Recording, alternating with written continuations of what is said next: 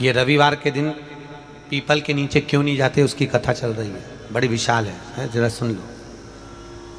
अब निकली है कथा तो अच्छे से सुन लो, तो कम से कम तुम भी तो दूसरों को बता सकती हो।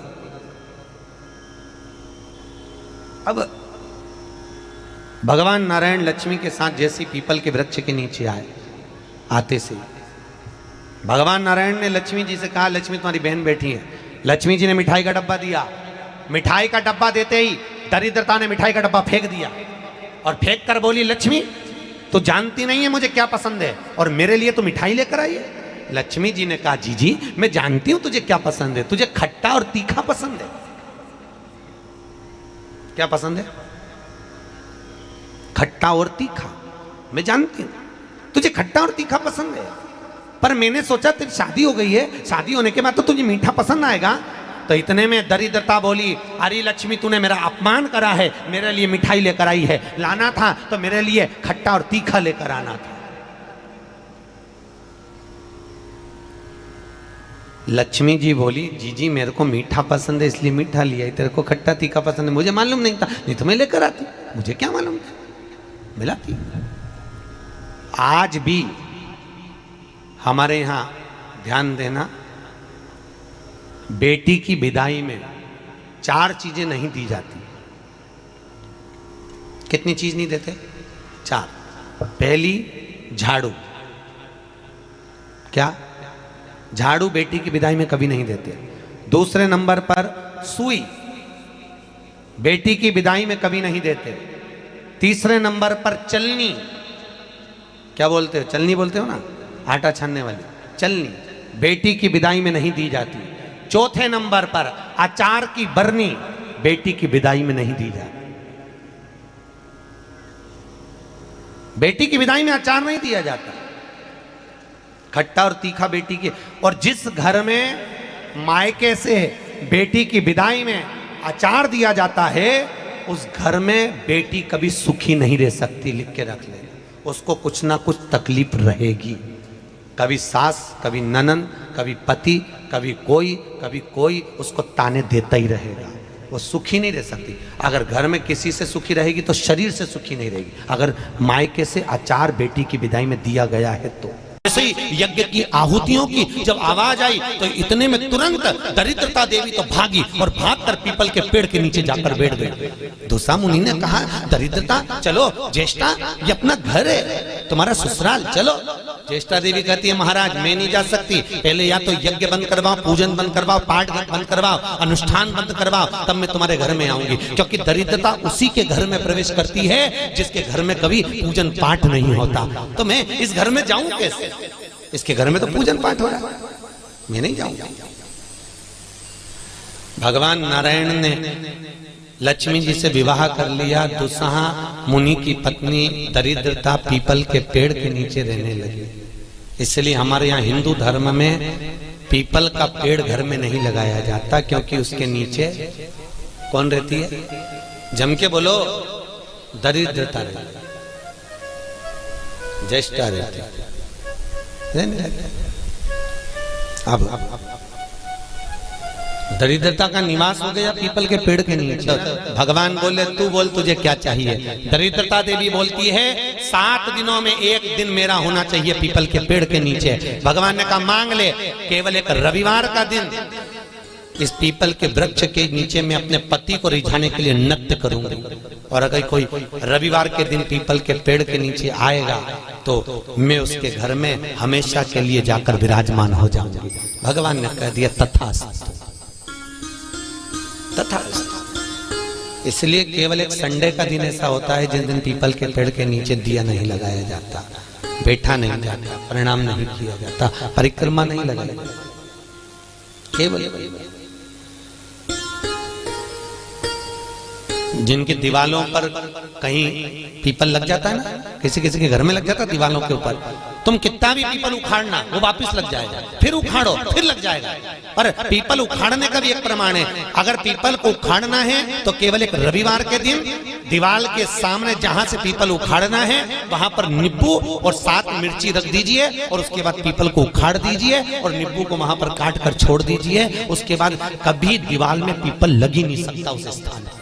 अगर एक बार आपने उखाड़ा और उसके बाद नींबू मिर्ची मार दिया, क्योंकि वो खाकर अपना भाग ग्रहण कर कर दरिद्रता चली जाती है, उसके बाद पीपलवा नहीं लग सकता। दरवाजे पर नींबू मिर्ची टंगा रहता है, क्यों टंगा रहता है? कई लोग कहते हैं नजर से बचाता है, कई लोग कहते हैं हाय से बचाता है। हाय नजर से नहीं। विष्णु पुराण की कथा और शिव महापुराण वर्णन कर रही है, नींबू मिर्ची दरवाजे पर इसलिए टांगा जाता है क्योंकि लक्ष्मी और दरिद्रता ये दोनों बहनों प्रतिदिन हर एक व्यक्ति के घर में आना चाहती है। लक्ष्मी और दरिद्रता दोनों घूमने निकलती है, रोज निकलती है घूमने के लिए और रोज सबके घर में आती है, प्रतिदिन आती है। बस अंतर इतना है कि दरवाजे पर नींबू और मिर्ची टांग देने से दरिद्रता अंदर नहीं जाती, बाहर की बाहर खाकर भाग जाती है, और मिठाई फ्रिज में रखी जाती है जिससे लक्ष्मी घर के अंदर पहुंच जाती है। हमारे यहाँ मीठा अंदर रखा जाता है जिससे लक्ष्मी अंदर आए, और नींबू मिर्ची बाहर इसलिए रखा जाता है कि दरिद्रता खाकर बाहर की बाहर चली जाए, हमारे घर में दरिद्रता ना आए, दरिद्रता प्रवेश ना करे। खट्टा और तीखा बाहर। इसलिए महाराज घर में नींबू और मिर्ची इन दोनों को अलग अलग डलिया में रखते हैं। फ्रिज में भी रखेंगे तो नींबू ऊपर रख देंगे तो मिर्ची नीचे रखेंगे, एक साथ नहीं रखते। जिसके घर में फ्रिज में भी अगर नींबू मिर्ची एक साथ में तो उसमें दरिद्रता का निवास। 1 रुपये कमाओगे, 1.25 रुपये खर्च होगा। घर में पैसा कभी नहीं जुड़ सकता अगर नींबू मिर्ची एक ही डलिया के अंदर है तो। एक डलिया के अंदर अगर नींबू मिर्ची है तो तुम कमाते रहो, खर्च होता रहेगा, पैसा जुड़ेगा नहीं, हाथ में रुपया दिखेगा नहीं। कितना भी दुकान पर बैठे रहे, भले 24 घंटे बैठे, पर पैसा नहीं दिखेगा। कमा कर लाएगा, मालूम पड़े 2-3 दिन में वो खर्च हो जाएगा, पर दिखेगा नहीं। दोनों को अलग कराया, नींबू अलग हो, मिर्ची अलग हो। दरिद्रता।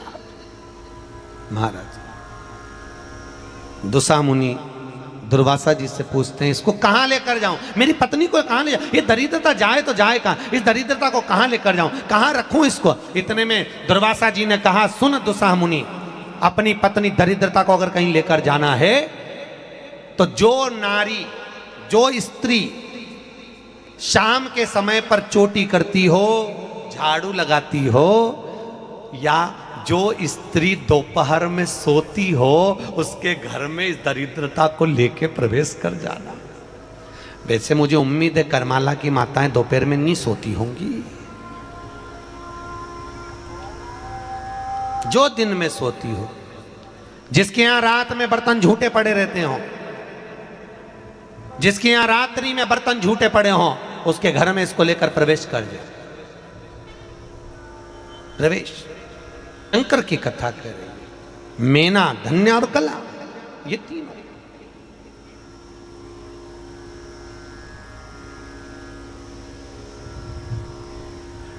तीनों जा रही हैं, श्रापित हो गई। हमारा श्राप है, सनकादि कर रहे हैं, हमारा श्राप है, तुम तीनों के वस्त्र हमें लगे हैं, हम श्राप देते हैं, तुम मृत्यु लोक में जन्म लोगी। तीनों चरणों में पड़ गई, क्षमा करिए, हमसे गलती हो गई। तब तुरंत सनत कुमारों ने कहा, मृत्यु लोक में तुम तीनों जन्मोगी तो सही, पर एक बात याद रखना, तुम तीनों के गोद में 3 देवियां खेलेंगी जो जगत का कल्याण करेंगी। और मेना की गोद में पार्वती खेली, धन्या सुनैना बनी, जिनकी गोद में सीता जी खेली, कला कीर्ति बनी, जिनकी गोद में राधा जी खेली। ये 3 देवियां।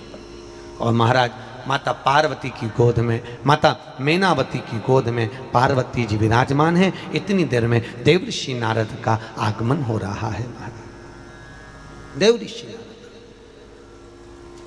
मेरी नस नस बोले हरि हरि, श्रीमन नारायण नारायण हरि हरि, श्रीमन नारायण नारायण। सब बोलिए, दोनों हाथों से।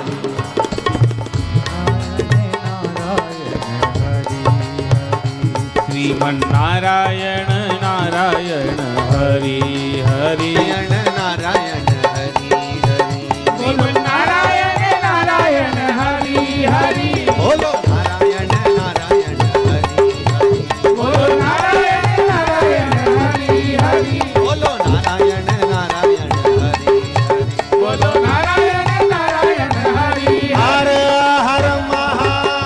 जैसे सूर्य नारायण भगवान को स्टील के लोटे से या चांदी के लोटे से या पीतल के लोटे से या प्लास्टिक के लोटे से या कांच के बर्तन से जल चढ़ाने से आयु छिन्न होती है।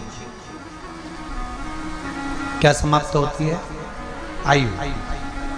और सूर्य नारायण भगवान को अगर तांबे के लोटे से जल दिया जाता है तो आयु की वृद्धि होती है, और दिन भर में अगर कोई काम अटकने वाला है तो वो काम का रास्ता खुल जाता है और शरीर की बीमारी समाप्त हो जाती है। शरीर की बीमारी समाप्त हो जाती है। 2 तारीख को नूतन संवत्सर प्रारंभ हो रहा है, नया वर्ष प्रारंभ हो रहा है। 2 तारीख नया संवत्सर नया वर्ष प्रारंभ हो रहा है। एक नियम बना लो कि हमारे शरीर को, क्योंकि दिन भर हम दुकान पे बैठे रहते हैं, नौकरी में लगे रहते हैं, सर्विस में लगे रहते हैं। अगर मुंबई, पूना, चेन्नई, मद्रास आदि कादिक बड़ी बड़ी सिटियों में लोग रहते हैं तो उनको ऑफिस जाना पड़ता है। सवेरे से जल्दी उठते हैं, काम करते हैं, दिन भर ऑफिस में लगे रहते हैं। व्यापार करने वाला व्यक्ति व्यापार करता रहता है, नौकरी करने वाला व्यक्ति नौकरी करता रहता है, धंधा करने वाला व्यक्ति धंधा करता रहता है, ठेला चलाने वाला, गाड़ी चलाने वाला गाड़ी चलाता रहता है। घर की माताओं को एक नियम नए संवत्सर से चालू कर देना चाहिए। क्या नियम? क्योंकि जान है तो जहान है। बोलो सही है कि गलत है? शरीर में रोग आ गया, बीमारी आ गई, और तुमने 5 लाख रुपए महीना भी कमाया, मान लो, एक सरल भाषा में समझ लो, 5 लाख रुपए महीना तुम कमा रहे हो, 4 लाख रुपए महीना तुम कमा रहे हो, और शरीर में बीमारी आ गई। अब वो 5 लाख रुपए तुम्हारे कमाए हुए किसी काम के हैं क्या? हॉस्पिटल में जाओगे, दवाई में, गोली में, जांचों में वो समाप्त होते चले जाएगा। तुमने कमाया किसके लिए था? अपने बच्चों के लिए। मेहनत किसके लिए करी? अपने बच्चों के लिए। परिश्रम किसके लिए करा? आगे बढ़ने के लिए। और मालूम पड़ा